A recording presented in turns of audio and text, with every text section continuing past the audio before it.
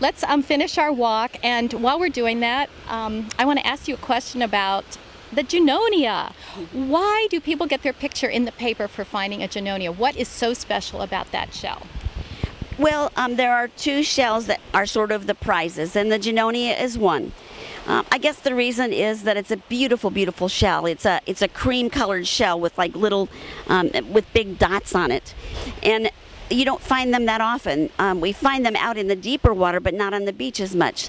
So when you find one here, it's just an exciting thing. I found one in 15 years. There are people that come, they're on the beach for a day and they've already found one. So it's a matter of the luck of the draw.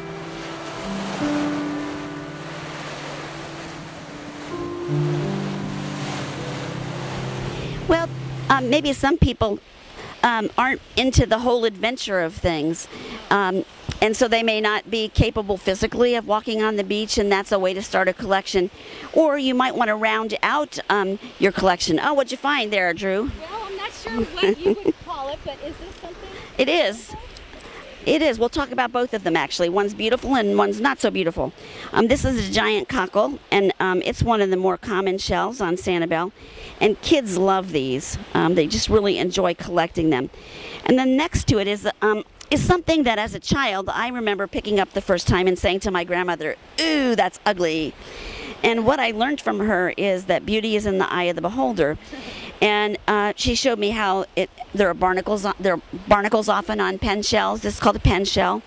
And sometimes egg cases are laid on pen shells. So there's lots of things to find other than a dark brown, not a terribly exciting shell to look at. Now, you were asking me a question right before we found that shell. About the stores. But Oh, another important thing about the stores is, you know, some people get very, very into the whole crafting part of shelling. And they may not have a burning desire to go on the beach to collect, or because they're making like a sailor's valentine or something like that, they need massive numbers of one particular shell, it's one particular color, and it might take them 10 years to find that on the beach, where they can go to one of the shell shops here on the island and find that.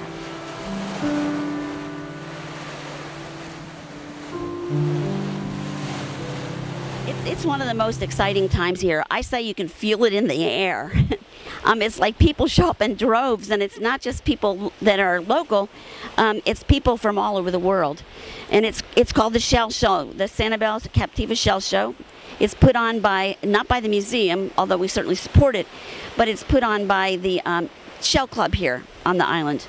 And it's the largest and longest running shell show in the United States.